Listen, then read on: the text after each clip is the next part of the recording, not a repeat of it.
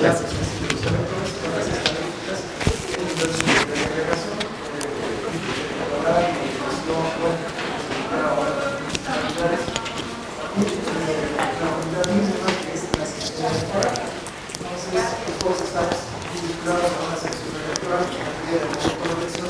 Se relaciona con una casilla o varias casillas básicas y contiguas que dan lugar al ejercicio de las votaciones.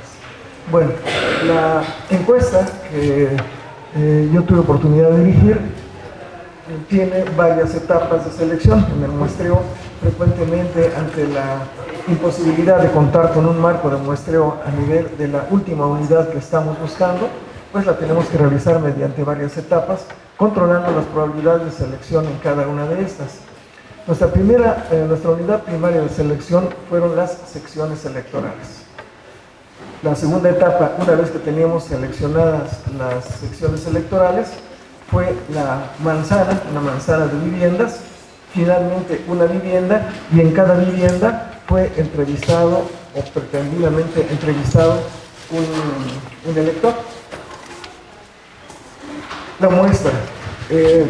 Nosotros en las muestras que realizamos en la actualidad en hogares, fundamentalmente, que es donde podemos decir que tenemos mejor control de lo que sería la población objetivo, pues entrevistamos el doble, prácticamente 1.600 intentos de entrevista para lograr el 50%, que fue nuestra tasa de éxito, digamos, en las entrevistas en 80 secciones electorales, de tal manera que las 1.600 se redujeron a 804 entrevistas efectivas. Sin embargo, este número no es menor. Si consideramos que en el momento en que estaban realizándose las encuestas preelectorales, las encuestas a nivel nacional, pues levantaban del orden de 1.000, 1.100, 1.200 entrevistas en todo el país. Entonces, logramos nosotros 800 entrevistas nada más en la Ciudad de México. A nosotros nos garantizaba que para la Ciudad de México tendríamos un resultado pues cercano a lo que era en ese momento la preferencia electoral de la población en esta ciudad. Entonces el margen de error que nosotros calculamos para esta encuesta, sobre todo para la pregunta principal, ¿quién sería el candidato por el cual el elector estaría pues pretendiendo en ese momento hacer su elección? Es del orden de un 3,5%. Si nosotros calculamos el error para un tamaño de muestra, nada más así, sin tomar en consideración otra cosa que la varianza del estimador, en este caso una proporción, pues nos daría un error bastante más pequeño. Pero en general, y esta es una crítica que yo hago a quienes publican encuestas, omiten lo que para un diseñador cuidadoso es el efecto de diseño. Y trato de comentarles muy brevemente en qué consiste esto. Como nosotros trabajamos con encuestas en varias etapas, finalmente llegamos a una sección donde podemos levantar, por ejemplo, 10 entrevistas en la sección, en las diferentes manzanas que están en la sección. Sin embargo, esta sección corresponde, pues, digamos que a una colonia, o al menos a viviendas de algunas colonias, pero con características económicas y sociales muy similares, ¿no? No sé, pensemos que llegamos a una colonia como puede ser la colonia Ramos Millán en la delegación de Iztacalco.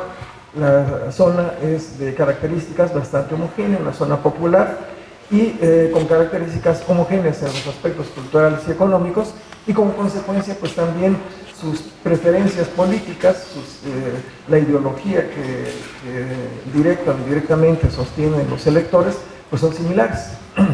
Entonces, esta similaridad que tenemos entre electores de una misma zona nos da lo que yo le llamo una redundancia informativa. Esto es, la muestra tiene, cualquier muestra, no solamente las que hacemos para encuestas, cualquier muestra con un experimento de cualquier naturaleza, podemos decir que no es información, tiene datos, pero la información está, digamos que encapsulada, y nuestro trabajo al hacer inferencia es extraer y convertir todos esos datos en información, pero pretendemos que la muestra refleje la estructura en todos sus aspectos de la población objetivo. Pero cuando nosotros nos concentramos en una zona, pues recuperamos las características nada más de esa zona. De tal manera que el hacer 80 unidades primarias me da lugar a 80 conglomerados desde el punto de vista de muestreo, y en estas hay una redundancia informativa que se va a reflejar en, digamos que una mayor homogeneidad artificialmente en los parámetros, pero en el fondo realmente lo que está pasando es que no estamos teniendo toda la información que nos daría una muestra mucho más dispersa, pero esta no la podemos levantar porque no tenemos un marco de muestreo, y además si lo pidiéramos sería extraordinariamente cara una muestra dispersa a todo lo largo y ancho, en este caso de la Ciudad de México. Y por eso es que el error, incorporando ese efecto de diseño que viene, que refleja la conglomeración, pues entonces es un poco mayor. Pero lo que uno ve en las vitrinas metodológicas que publican frecuentemente en encuestas de esta naturaleza es que se omite esto y se da la precisión de lo que sería la muestra mucho mayor de la que ellos están pretendiendo exponer. Entonces aquí esto, desde luego, no nos sorprende que pasado el tiempo los valores de los parámetros que se quieren medir cambien mucho y se diga simplemente que la población cambió. Sí cambia la población, desde luego hay cambios a lo largo de la población durante todas las campañas y demás, pero no tanto como de pronto parece que algunas encuestas lo reflejan. Y mi hipótesis es simplemente que esto se debe a que hay cierto descuido en la incorporación, o ni siquiera incorporación, de efectos de diseño. Bueno, pero sigamos. Las unidades primarias, aquí lo ven ustedes, están punteadas de acuerdo con las coordenadas geográficas de las 80 unidades primarias. Entonces ahí tenemos punteadas las secciones electorales. Ahora, si nos acercamos un poco en la parte de Tlalpan, aquí lo tenemos entonces hacia el sur, y en la parte norte de la delegación es donde están seleccionadas. La parte sur de Tlalpan, en Milpalta, por ejemplo, pues todavía es zona rural, no hay zona de campos prácticamente. Entonces, ahora observan ustedes en este acercamiento y de traza urbana lo que sería la parte norte de la delegación de Tlalpan. Cada una de esas zonas sombreadas corresponde a una sección electoral a la cual nos acercamos finalmente, y de ahí se realiza la selección de manzanas y finalmente la selección de las entrevistas, de las viviendas y las entrevistas. Aquí tenemos esta sección electoral, corresponde allá a la parte noroeste, en el extremo superior izquierdo. Esta es la zona a la cual nos estamos acercando para identificar lo que sería esta sección electoral. Como ven ustedes, pues están un número limitado de manzanas. En general, por la apariencia de la traza urbana, pues parece que se trata de una colonia, por la homogeneidad que tiene la traza urbana. Bien, entonces con esto nos estamos ya acercando a cómo fue la metodología que utilizamos. Tratamos desde luego de ser lo más ortodoxos posibles, de respetar lo mejor que se puede toda la metodología para que tengamos precisamente estimaciones objetivas y válidas. Una aclaración también: esta encuesta no fue patrocinada por ningún partido político ni entidad gubernamental, de tal manera que los resultados que ustedes van a ver, y en su momento, pues dice la aclaración, no tenían ningún compromiso político. He trabajado demasiado con políticos para tenerles confianza, entonces también lo que podría decir, soy apartidista, ¿no? O sea, conozco el ámbito, pero particularmente mi ideología no la tengo comulgada con algún partido en específico. Bien, ustedes pueden ver aquí los resultados. Esto es abril, ¿sí? Recuerden, posiciones históricamente en lo que pasaba. En abril, estos son los resultados para la pregunta que aparece ahí. Me podría mencionar los nombres de los candidatos que recuerda y el partido que representa. Bien, pero a ver, aquí lo que quise es incorporar un concepto que es popular en la investigación de mercados, que se conoce como el top of mind. Aquí, lo que se busca con cualquier producto, pues es colocar la marca, ¿no? Identificar, y de pronto, pues ustedes saben que no los productos, sino una marca en particular tiene un costo mucho más elevado que todos los bienes que pueda tener de cualquier naturaleza. Entonces la marca por sí misma tiene un elevado valor y cualquier empresa pretende posicionar su marca en el mercado que pretende competir. Entonces, por ejemplo, en esta pregunta o en algo similar, si se les pregunta, piense usted, sin que me diga nada más en este momento, piense usted cuál es un nombre de refresco, no quiere decir que sea el preferido, un nombre de refresco, piense en un nombre de refresco, un nombre de detergente, un nombre de marca de leche. Ustedes lo han hecho en este momento. Si pensaron Coca-Cola, si pensaron, por ejemplo, Ariel, o si pensaron Lala, esto no, y a lo mejor ni siquiera toman Lala, pero sucede que esa es la marca que se ha colocado en su mente como el top of mind, y por lo tanto sucede con Coca-Cola. Si les pregunto, por ejemplo, también, cuando ustedes hagan su vida ya de pareja, o a lo mejor ya lo están haciendo, pero planean tener hijos, ¿cuál es el número ideal de hijos que ustedes pretenderían tener cuando formen pareja? Si pensaron 2, no es su decisión, son producto de la publicidad que durante muchos años las entidades gubernamentales, instituciones dedicadas al análisis demográfico han hecho permanentemente. Entonces, nosotros estamos siendo más manipulados de lo que creemos. Creemos en el libre albedrío y les diré que a lo mejor su libre albedrío andará en el 20% y el 80% está predeterminado, como los perritos de Pavlov, es condicionamiento operante y no otra cosa lo que tenemos.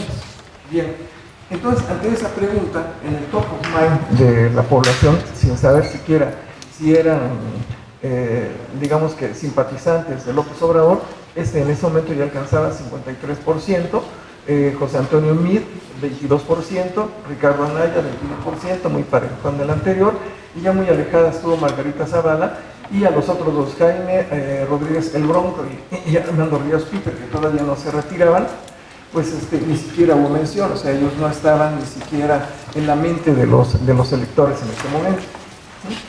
Bien, entonces, ahora veamos, bueno, ya esa es la pregunta del top of mind, que me das una lista de candidatos y eventualmente de los partidos que representan, pero ahora veamos realmente, ahora sí ya, en alguna parte de la encuesta preguntamos, bueno, ahora sí, ¿cuál es el candidato por el cual votaría si en este momento fuese la elección? Y el resultado, presidencia de la República, y aquí separados por género, o más precisamente biológicamente por sexo. Entonces, vean ustedes que hay una clara diferencia entre hombres y mujeres. Los hombres eran más proclives a votar por López Obrador, 57 contra el 49. Ustedes pueden ver, Ricardo Anaya ligeramente más favorecido por las mujeres, y José Antonio Meade, pues también. Entonces, estas muy pequeñas diferencias nos van perfilando. Lo que pretendíamos nosotros con este análisis es, bueno, ¿cuál es el segmento de los electores que, digamos que de manera muy característica, podría ser el que votaría por López Obrador? En cualquier producto, digamos, para pensarlo mercadológicamente, brinco también el concepto, pues entonces también un detergente, un jabón de tocador, se diseñan de acuerdo al segmento al cual se dirigen. Entonces, por ejemplo, si voy a dirigirme al segmento de los que hacen deporte, van al gimnasio, son nacidos del gimnasio, y bueno, pues entonces ahí es a donde voy a tratar de colocar los refrescos energéticos y otro tipo de productos que estarían vinculados al segmento de lo que llamaríamos aficionados al deporte de cualquier naturaleza. Entonces, esto es lo que estamos buscando, queremos perfilarlo. Bueno, visto el aspecto, había un 18%, como ven ustedes, de no decisión, pero no las cantidades tan fuertes que podrían mover a la población como de pronto se argumentaba que los cambios pues iban a ser drásticos. En ese momento ya estaba a punto de alcanzar Ricardo Anaya a López Obrador. Bueno, de acuerdo con mis datos, pues eso yo lo dudaba, aunque tenía desde luego mis dudas respecto a que yo tenía una encuesta nacional, únicamente de la Ciudad de México, que siempre ha sido, pues durante los últimos 20 años o más, un bastión del PRD y como consecuencia también de Morena. Ahora, preferencias electorales por grupos de edad. Entonces ahora queremos saber qué tipo de persona respecto de la edad. Ya tenemos el género, y ahora respecto de la edad son los que estarían más proclives para votar por cada uno de los candidatos.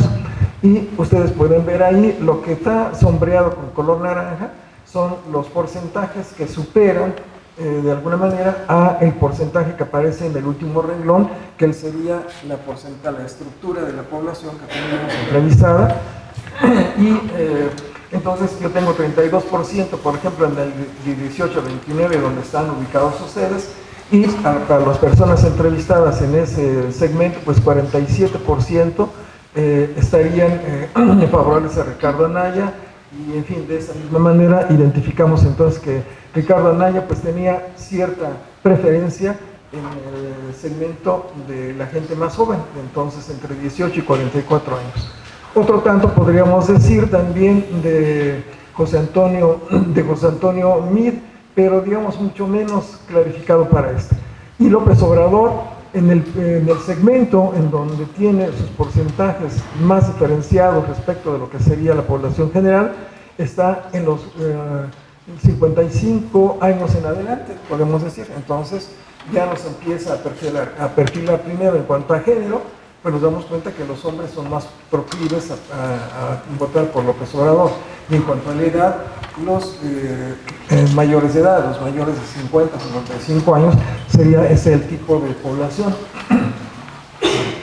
Ahora, los porcentajes vistos, pero calculados de manera vertical en lugar de la parte horizontal, y aquí queda mucho más evidente la forma en que en este segmento López Obrador tiene sus simpatías entre estos grupos. Pues aquí prácticamente queda empatado con los 45 a 54 años, pero la clara tendencia entre 55 y más años.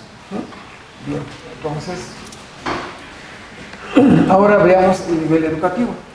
Una de las, fíjense que también otra cosa, las encuestas preelectorales que se sacaban previo a las elecciones, pues en general lo único que daban era el porcentaje de electores que para cada partido, para cada candidato tenían su preferencia en ese momento, pero prácticamente no había resultados de encuestas en los cuales se mencionaran las características demográficas precisamente de la población que en un momento dado se declaraba su preferencia por A o B o C candidato.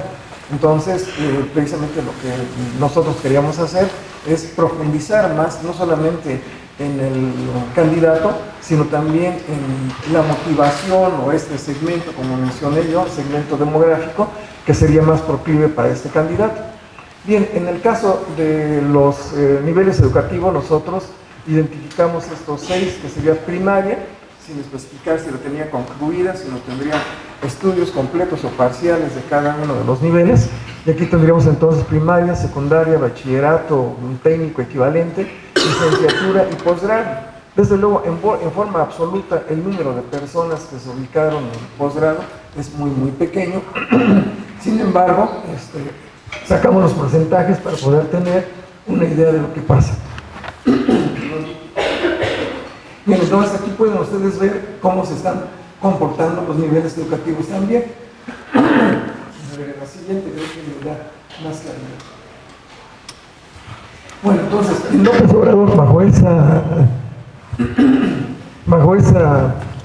este segundo cuadro, ven ustedes que se ubica primordialmente en personas con nivel básico, primaria o secundaria, y por ejemplo, pues está Ricardo Anaya, pues entonces se carga un poquitín a personas con mayor nivel educativo. Entonces nos queda perfilado de alguna manera ese segmento. ¿Qué es lo que tenemos identificado? Hombres de nivel educativo básico, de edad ya pues posterior a los 50 años. Ese es el grupo, digamos, clave para, en este caso, López Obrador.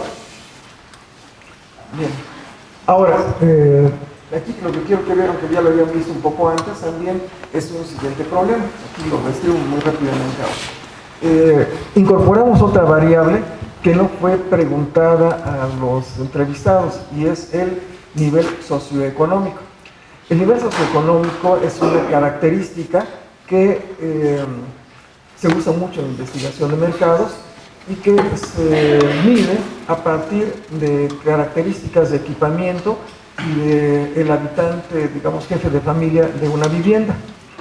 Entonces se hacen 8 preguntas referentes al equipamiento, como pues el número de lámparas, la tenencia de lavadora automática, el nivel educativo del jefe de familia, y a partir de ello se van dando puntajes que determinan un nivel económico, socioeconómico para el hogar. La institución que hace este tipo de actividad y que refresca, digamos, con los datos del censo y de otras encuestas, esta clasificación es la Asociación Mexicana de Empresas de Investigación, la AMAI. Si ustedes buscan en internet AMAI y buscan ustedes niveles educativos, ahí encontrarán las reglas de aplicación, puntajes, etcétera. La pirámide de distribución de porcentajes para los diversos niveles educativos es totalmente público. Aquí lo que tengo yo es una área estadística básica, geoestadística básica de la delegación de Coyoacán. En la parte superior, en la parte norte, el recorrido de esa avenida por ahí es la Miguel Ángel de Quevedo. La que corre de norte a sur aquí en el extremo derecho es División del Norte, y la que corta en diagonal esta zona es Pacífico. Entonces ya quedan ustedes ubicados aquí cerca de nosotros que se encuentran. Esta, digamos, es una foto satelital. Sin embargo, en INEGI nosotros tenemos disponible, bueno, nosotros no porque yo trabajé en el INEGI, sino como me siento copropietario de la información, con INEGI tenemos disponible un sistema de información geográfica. Ya desde 1990 empezó a manejarse esto, ahora ya es cotidiano, ¿no?, con el Google Maps y todas las facilidades que tienen ustedes, pero esto era una novedad extraordinaria en 1990. Bien, entonces lo que tenemos ahí, si alcanzan a percibir una zona roja que delimita esta parte que mencioné, esa es una área geoestadística básica, similar a la sección electoral, ¿no? Pero la característica que tenemos de la sección electoral es únicamente el número de electores que están registrados en esa sección electoral, y ni siquiera está plenamente actualizada, entonces carece de muchas limitantes ese archivo, pero bueno, es lo que tenemos. Aquí los datos, la sección, el área estadística básica tiene además la posibilidad de que podemos identificar claramente, desde luego, la traza urbana, las calles, y una clave que identifica a esa sección electoral, la cual se vincula con una base de datos en donde tenemos 150 variables de tipo demográfico y económico correspondiente a personas y viviendas de esa sección electoral. Lo que hicimos nosotros fue aprovechar esas variables para construir, mediante análisis multivariado, un indicador análogo al nivel socioeconómico, y luego utilizamos la estructura piramidal de la AMAI para poder determinar los diversos niveles socioeconómicos. Aquí pueden ver ustedes los niveles socioeconómicos, empezando con AB, que es el más alto, hasta E, que sería el más bajo. Entonces pueden ustedes ubicar que hay cierto sentido en lo que tenemos en la dispersión de estos niveles económicos. La Ciudad de México, desde el punto de vista económico, no se divide de norte a sur tanto. Esto se exagera un poco por las pocas pero determinantes zonas, porque realmente no hay una relación estrictamente de superficie. Nos impresiona por la gran superficie que tienen las delegaciones de Tlalpan, Milpalta, pero realmente son zonas boscosas. Hay secciones ahí con muy pocos habitantes, sin embargo pintan para este color E, el correspondiente, o el B, perdón. Entonces la Ciudad de México se divide realmente económicamente de oriente y poniente. Si ustedes observan hacia el oriente, pues está Iztacalco, Venustiano Carranza, Ixtapalapa, Tláhuac, zonas en donde habita la población popular de recursos bajos y medios, medio bajos, ¿no? Y sin embargo, a la izquierda, que sería la parte poniente, es donde están las delegaciones, por ejemplo, Miguel Hidalgo, parte de Coajimalpa, etcétera, donde están las unidades habitacionales o condominios de más alto nivel. Pero con esto tienen ustedes una idea de lo que económicamente, cómo se ve la ciudad, ¿no?, en resultados que en general no tenemos. Ahora, gracias. Preferencias electorales por nivel socioeconómico. ¿Qué hicimos nosotros también? Lo que hicimos fue, ya lo tenemos por área geoestadística básica. La red que constituyen las secciones electorales no coincide con la de el área de estadística básica. Son redes totalmente independientes, se traslapan y forman un mosaico mucho más refinado, pero con una estructura totalmente arbitraria. Lo que hicimos nosotros para vincular con la información que tenemos, sección electoral donde entrevistamos a las personas, y por el otro lado el área de estadística básica, la vinculamos pues simplemente calculando distancia euclidiana entre los centroides mediante coordenadas geográficas que previamente habíamos identificado, y pues digamos sería la distancia euclidiana, una distancia angular euclidiana, porque lo que tenemos son posicionamientos angulares con la latitud y la longitud de cada punto de centroide. Y con esto, pues el que le queda más cercano es el que le atribuimos como nivel socioeconómico a la sección electoral, y esto nos lleva a disponer de una base de datos de secciones electorales vinculadas además con el nivel socioeconómico. Pero entonces ahora pueden ustedes ver en términos también del nivel socioeconómico cómo se comportaron los electores. Entonces también en López Obrador pues es niveles medios, digamos, clase media, por ahí lo que sería el C característico, digamos el C es la característica clase media, ya un poco más popular serían el D más, D y E.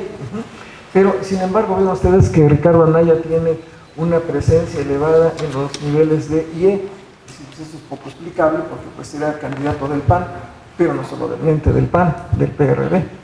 Entonces, si el PRD tiene una fuerte presencia en estos niveles socioeconómicos, particularmente en la ciudad, de tal manera que las simpatías que eran del PRD se fueron hacia Anaya, y por eso esa aparente incongruencia en la parte económica. Dices, bueno, pues como el PAN, que es, digamos, característico de personas de dinero, como es que también está favorecido por los niveles bajos. Bueno, pues nosotros especulamos el punto y digo, bueno, esto viene del PRD que aportó su buena cantidad de votos a Anaya. Pero, y López Obrador pues queda en la clase media. Entonces, ahora, bueno, creo que estaba pensando en una diapositiva, pero esta es posterior. Bueno, esto nos lleva ya a perfilar cuál es el segmento que les decía yo que buscaba. Bueno, pues entonces tengo hombres de edad más o menos avanzada, de clase media y de educación básica. Entonces ese es el segmento con el cual podemos decir, pues podrían eventualmente diseñar campañas electorales. Seguramente que lo hacen de esta forma los estrategas de Morena y de cualquier partido, y si no, pues deberían de hacerlo. Pero ahora vamos a lo siguiente. Dije, bueno, este es un análisis, en este caso únicamente descriptivo, no utilicé ningún tipo de modelo, excepto en todo caso la significancia que tendrían las tablas de contingencia a través de una H cuadrada de lo que hemos presentado. Pero ahora dije, bueno, me empecé a preocupar y a ocupar de utilizar una red neuronal. Dije, bueno, ¿qué tanto me puede servir una red neuronal? En este caso con la pretensión de clasificación binaria, que es lo que hice finalmente para los datos que tenemos de la encuesta. Lo que hice fue construir una nueva variable que no identificaba al candidato por el cual se votaría, sino simplemente estaba etiquetada como 1 si el elector específicamente había seleccionado a López Obrador, y 0 si no lo había seleccionado.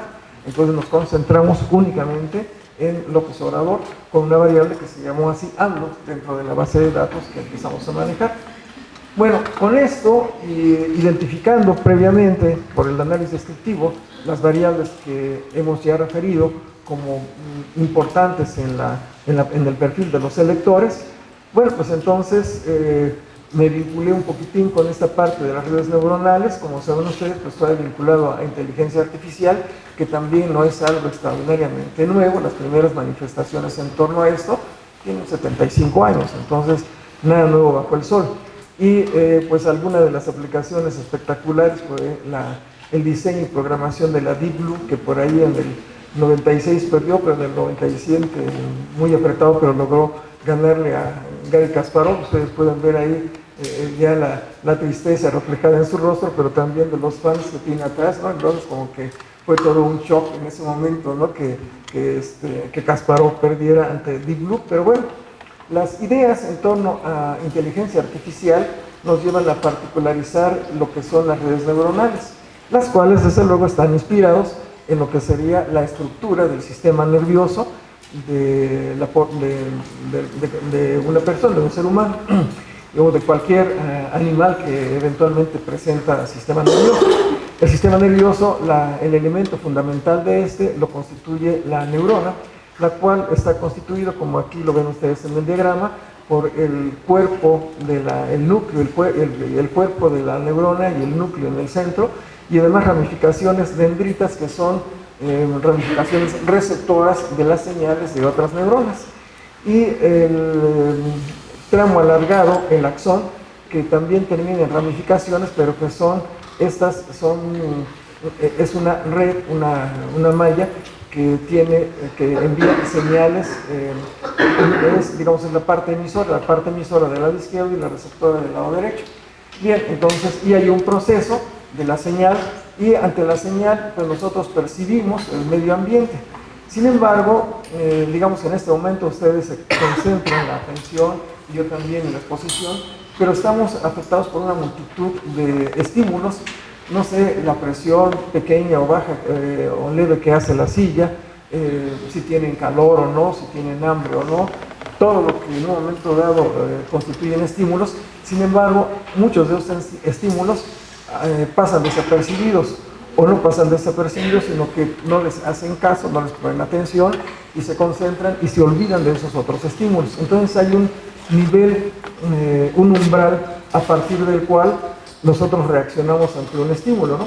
Si de pronto, por ejemplo, pues ahí empiezo a sentir que me clava un clavo por ahí suelto de la silla, entonces ya me percato de algo que distrae mi atención. Entonces este punto de un umbral de percepción pues es importante, si no nos volveríamos locos con el procesamiento de todas las señales que vienen del medio ambiente. Bien, ahora veamos los conceptos vinculados a una red neuronal artificial, cuyos elementos pues son primero una capa de neuronas. Ahora podemos decir que bajo esto, digamos, a partir de la estructura de una red artificial tiene una capa de neuronas que son las receptoras, en donde en un momento dado están entrando los datos que van a constituirse posteriormente la información. Estas neuronas que podemos constituir, que es la red que recibe todos los estímulos de información, entonces es afectada en su importancia por unos ponderadores que aparecen ahí en la serie roja, ¿no? Que serían un conjunto de neuronas que constituyen una serie de pesos que inicialmente son asignados al azar, o sea, es un número aleatorio con el cual arrancan la importancia de las neuronas y pasan a constituir una combinación lineal, y el valor de esa teta que aparece restando a la combinación lineal, en el ámbito de la red neuronal le llaman el sesgo, pero realmente estadísticamente no es un sesgo, es lo que podemos llamar de manera más propia ese umbral al cual yo les hacía mención. Entonces el umbral que determina la activación o no activación en este momento de las señales. Una vez que pasa por este proceso de esa combinación lineal, pues entonces pasa a ser afectada esa combinación lineal por una función de activación, una función que toma en cuenta pues todas las ponderaciones, y esta se compara, la salida de esta se compara con el estadístico de ajuste, digamos que simplemente el error cuadrático medio o la raíz cuadrada del error cuadrático medio, y que está comparando con la salida deseada, que en ese caso se le llama pues, un tipo de red supervisada. Bien, ahora hay conexiones, ¿sí? Así como en el caso de las sinapsis que hacen las dendritas en las conexiones, pues aquí se da de manera similar las conexiones a través de las diferentes capas. Hay capas, una capa de entrada que nos es visible, digamos, y una serie de capas. El número puede uno determinarlo, el número de capas internas que hacen un proceso complementario, pero que es una caja negra, no sabemos exactamente qué es lo que está pasando. Bueno, sí sabemos, podemos decir que ahí es donde está operando un criterio de optimización. Frecuentemente en los algoritmos se utiliza el gradiente reducido generalizado. Entonces, y luego pues ya tenemos una capa de salida y finalmente pues tenemos un resultado. Ahora, la función de activación, digamos que rompe con lo que sería la linealidad, y aquí es a donde yo me percibo la ventaja que tienen las redes neuronales, porque pues no es una combinación lineal nada más, como podemos decir que nos restringe una regresión o un modelo lineal de análisis de la varianza para un experimento cualquiera, están restringidas a combinaciones lineales. En tanto que aquí, al entrar la función de activación, se rompe la linealidad y puede moverse, digamos, de manera mucho más elástica la función. Entre las funciones más frecuentemente referidas, pues es esta que es un tramo de recta, está acotada entre -1 y 1. También acotada entre -1 y 1 está la tangente hiperbólica, que tiene pues un comportamiento sigmoide, este es un punto importante. De acuerdo con el problema, ¿cuál es la función de activación que a uno le conviene utilizar? Bien, ahora la función de activación que yo utilicé para este problema es particularmente la función logística. Y esta expresión de la función logística pues es totalmente, excepto por la incorporación o no del error, en lo que sería un modelo de regresión logística, donde la parte lineal del modelo, la combinación lineal, pues está en el exponente. Entonces, digamos que aquí es donde yo siento la cercanía entre la red neuronal y un modelo de regresión logística. Bien, también pues tenemos un tipo de función de activación que simplemente sería dicotómica con valores 0 o 1. La función logística, cuando hablamos de función logística, podemos hablar, o sea, como función logística, o sea, como una función matemática que identificamos así como logística, como en este caso, que no tiene ningún atributo estocástico, como regresión logística también. Entonces, hay que tener cuidado, pues, en qué momento, y como distribución logística, o sea, una distribución que es mucho más leptocúrtica que una normal, se aproxima a una normal, pero es más picuda que la normal, pero también entonces existe la distribución logística, ¿no? Para tener claridad de qué estamos hablando en cada momento. Bueno, entonces ahora vámonos a otro aspecto. Cuando lo que calcula el modelo de redes neuronales, en este caso me va a arrojar una probabilidad para votar, en este caso por López Obrador. Y esto sucede también en el ámbito de la regresión logística. Nos da probabilidades y nosotros determinamos si esa probabilidad nos va a dar éxito o fracaso o cualquiera que sea la etiqueta que pretendemos en un momento dado. Bien, pero sin embargo, si me da probabilidades, lo obvio, digamos, lo usual es que en la paquetería también aquí sí viene programado previamente de que el valor de corte, el punto de corte para que yo pueda determinar si el sujeto lo voy a etiquetar con 1 o con 0, sea 0.5. Entonces, si es mayor a 0.5, le etiqueto el 1, y si es menor o igual, o al contrario, como yo quiera, si el igual lo mando para arriba como el 1, pero si es menor que 0.5, lo etiqueto como 0. Esa es, digamos, la regla cotidiana, la usual, pero no necesariamente la óptima. Entonces nosotros tenemos que contrastar contra los resultados observados y las probabilidades que tenemos, cuál sería el punto de corte. A lo mejor es 0.48 o a lo mejor es 0.53 o 51, ¿sí? Pero esto no lo podemos lograr por ensayo y error, pero una forma de hacer este análisis es yéndonos a un problema análogo en prueba de hipótesis que tienen los laboratorios. Por ejemplo, en un laboratorio clínico va una persona y se hace una prueba, digamos, VIH, ¿no? Para ver si es seropositivo o no lo es. Y le aplican, pues, un reactivo que determina si esta persona pudiera ser portadora del virus del VIH. Pero si el analista detecta y dice, ¡ay, salió positivo!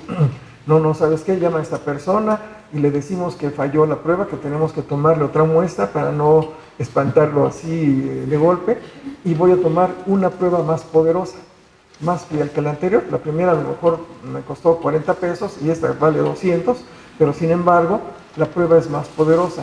Entonces, una prueba que detecta mejor los positivos y los negativos y minimiza los falsos positivos y los falsos negativos. Esto en ese ámbito es lo que se conoce como especificidad y sensibilidad, pero para encontrar, esa es la forma en la que se construyen ambos conceptos, pero para encontrar el punto óptimo de corte se vinculan estos valores de especificidad y sensibilidad para determinar mediante esta curva que se conoce como la curva ROC, Residual Operating Characteristic, esta curva y acercándonos hacia la zona, el extremo superior izquierdo, el ángulo superior izquierdo, cuando nos acercamos en esa curva y luego nos bajamos, podemos en un momento dado determinar cuál es el punto óptimo. Esta selección se hace o puede hacerse también como un complemento en regresión logística, y aquí también lo pudimos aplicar. Ahora, bueno, entonces incorporamos en la red las variables que ya antes hemos manejado como independientes, y también como dependiente esta nueva variable que etiquetamos como AMLO, que vale solamente 0 y 1, ¿sí? Entonces la estructura es similar a una regresión, donde tendríamos únicamente pues variables, en este caso categóricas. La edad la recodificamos, y la educación también, a 3 grupos para minimizarnos la diversidad de valores que teníamos, y simplemente hicimos entonces una calificación un poco más compacta. Ahora, esta es digamos, el código que incorporé. En este caso yo lo que utilicé fue SPSS.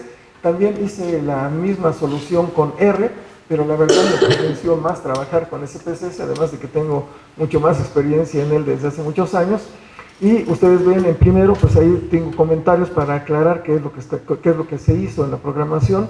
Pues primero activar el conjunto de datos, luego definir la red a partir de la variable dependiente y las variables independientes. Luego la partición, la red neuronal parte de un conjunto de datos, una base de datos, y lo usual es que tengamos que ensayar, digamos, el modelo que se va a probar, y el usuario pues puede determinar qué porción de sus datos se van a ir para la construcción del modelo, que se le llama entrenamiento, y qué porción de los datos van a verificar si el modelo es suficientemente efectivo. Entonces uno determina, yo usualmente determino 80-20, frecuentemente es 70-30, pero prefiero, para que no me disminuya tanto las bases de datos, yo prefiero trabajar con 80-20, y en general me funciona bastante bien. Luego, entonces tenemos, por eso está el 8 y 2, y ningún grupo de datos de soporte, pues por eso que aparece ahí en el 0, ¿no? El holdout. Luego se termina la capa neuronal oculta, que era una capa neuronal.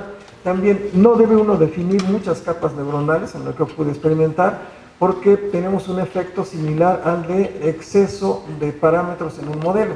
Si metemos excesivo número de parámetros o variables que va a explicar, pues va a eventualmente nos sale más caro el caldo que las albóndigas, ¿no? De ahí que haya procesos de selección de variables cuando trabajamos en regresión, para minimizar, hacer un modelo mucho más parsimonioso y que tenga tanta efectividad un modelo con 8 variables que otro que tuviera 14, ¿no? Entonces, que además nos reducen los grados de libertad, y las estimaciones de los errores estándares para los parámetros pues resultan más inestables. Entonces, esto es también lo que de alguna manera se tiene que mantener en este tipo de modelos. La función de activación, como ven ustedes aquí ya en la arquitectura, es, bueno, una sola capa oculta, y la función de activación es sigmoide, y la función de activación que también se presenta en la salida, ya para aquí eligió identidad, ya no le muevas más, y empezamos a trabajar de esta forma. Entonces, sí hay que desarrollar cierta intuición en qué elemento de la arquitectura de cada red necesita uno utilizar, no es cuestión de echar los datos a la licuadora y ver qué resulta. Bueno, entonces los parámetros de optimización, estos utilicé realmente los parámetros por default, no hice ninguna modificación en ello. Sí, claro, en el número de tamaño de los valores que podría generar en un momento dado, hasta 2000, ese número yo se lo asigné para darle cierta flexibilidad. Luego estoy pidiendo que me grabe ya como resultados, bueno, primero el gráfico de la red neuronal, las pseudoprobabilidades y el valor asignado que ya fue optimizado a través de la curva ROC. Entonces, luego los parámetros de parada, para que no se me quede por ahí volando permanentemente todo el proceso. Y ahora vean los resultados. Entonces, yo tengo aquí en la muestra 788 casos efectivos, porque hubo casos, 16 casos que por alguna incomplementariedad, por ejemplo, fueron eliminados. Y yo también planteé que si encontraba datos con características erróneas, los quitara totalmente del proceso. De ahí que me quedaran 788, la pérdida no es tampoco tan exorbitante. Y ahí aparecen entonces los porcentajes que corresponden a lo que yo antes les sugerí, 80-20. Y ya nos dan los 804 datos. Ahora, este resumen de la información de la red, primero las 4 variables independientes. Acá aparece el número de unidades 14, corresponde a los diferentes valores que cada variable tendría. Sí, entonces, por ejemplo, sexo tiene 2, el nivel socioeconómico creo que se lo dejé sí, en 6, y los otros dos en 3 y 3, los que corresponderían a edad, y la edad recodificada y la educación recodificada. Ahí se menciona una sola capa, y el número de neuronas en la capa, las 8 neuronas que vamos a ver a continuación, y la variable dependiente pues fue AMLO. Número de unidades se refiere a que AMLO tendría valores 0 y 1. Entonces, con esto queda definida, y bueno, la suma de cuadrados del error como medida de bondadejos. Esta es la red finalmente que tenemos. Lo que ven ustedes en el lado izquierdo son las variables independientes con sus diferentes valores, la capa oculta, y eventualmente, digamos, podemos decir todas las relaciones sinápticas que se dan a través de la analogía con las dendritas que se están dando entre ambas capas, y finalmente la salida para 1 o 0 con la variable que nosotros teníamos como resultado.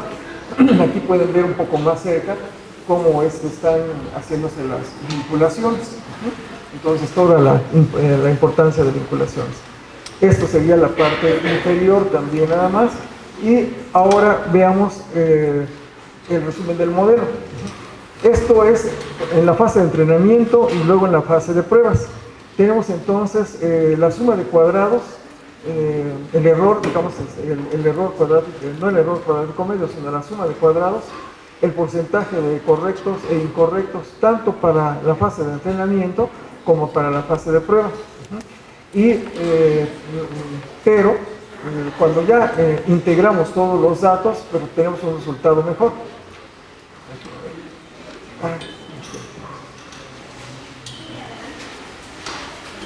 Esa es, digamos que las tripas de la red estarían, lo que ven ustedes ahí serían los coeficientes que se van modificando de la capa oculta y los valores de salida.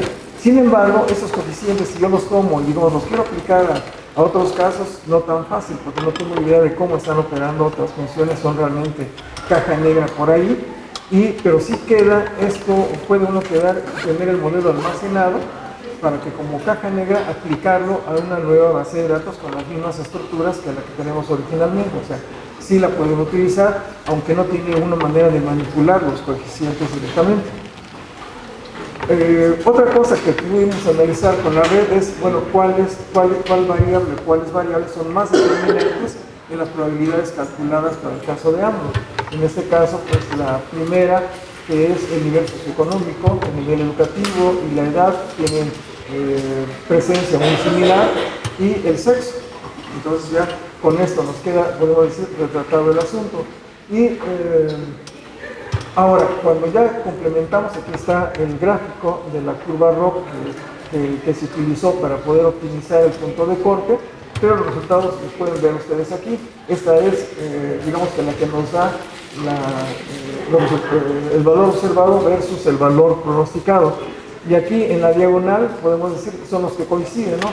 0-0 no votó por López Obrador, 1-1 votó por López Obrador, de tal manera que nosotros tendríamos 26.4 y 31, el 6%, el 57% de valores coincidentes, ¿no? O sea, podemos decir que la red pudo pronosticar correctamente en el 50%, y hay pues un 20-22% correspondientes a los otros candidatos, que son los que dan lugares a las relaciones erróneas 0-1 o 1-0. Pero ahora tomamos algunos casos, ¿no? De ahí para poder ver qué probabilidades tienen asociadas, y ahí pueden ver una persona de 55 y más con educación básica y de sexo masculino, nivel socioeconómico C, que sería clase media, 70% de probabilidades de ser un elector de López Obrador, el nicho que nosotros hemos identificado.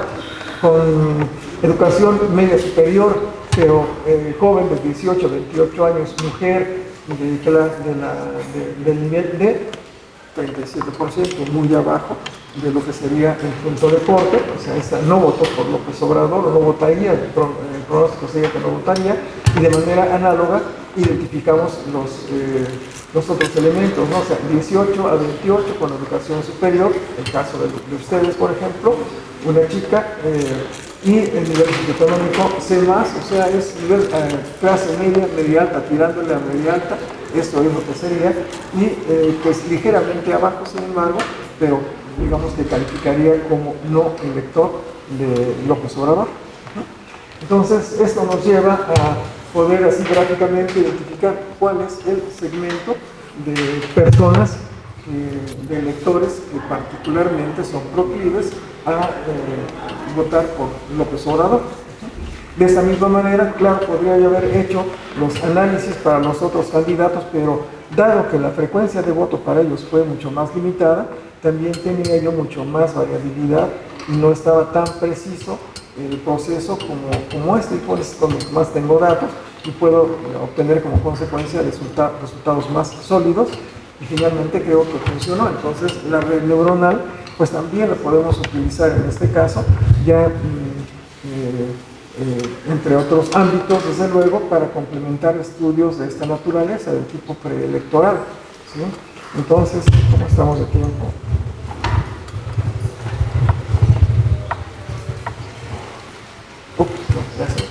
Bueno, es que tenía yo otro tópico, lo tenía yo precisamente en reserva, dije, bueno, si me alcanza el tiempo, lo vemos, y si no en otra ocasión, Jaime.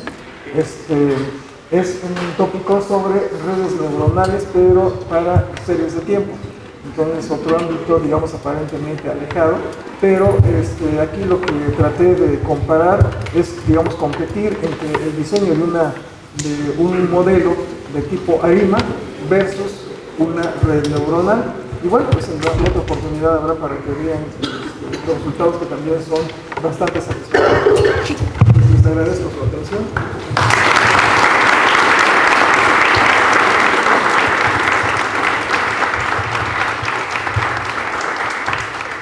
Le agradecemos al profesor Francisco Sánchez Villarreal que haya participado en el seminario. Vamos a dar espacio solamente para 2 preguntas, porque pues ya en un ratito nos van a pedir el auditorio. Y tenemos también café por si quieren seguir platicando, incluso si se quieren acercar un rato al profesor a preguntarle algo. ¿Alguna pregunta por acá? Sí, ¿cómo elige cuántas capas ocultas tienen que haber en la red neuronal? ¿Con algún criterio de selección? Bueno, sí, como mencioné, pues yo trato de ser parsimonioso, no en todos los modelos que hago, en general soy parsimonioso, y lo que me di cuenta, de pronto yo, pues ahí, ahora sí, por ensayo y error, inicialmente había yo seleccionado 3 capas, pero los resultados no me gustaron, ahora sí que me bajé a 2 capas, a 1 capa, y luego me percaté, dije, bueno, ¿qué es lo que está pasando con el número de capas? Yo esperaría un mejor resultado. Sin embargo, en lugar de tener un mejor resultado, me fue peor en la feria, ¿no? Y lo atribuía yo a ese exceso de parametrización al cual hice alusión, pero realmente no tuve una metodología, un procedimiento específico para poder seleccionar este número.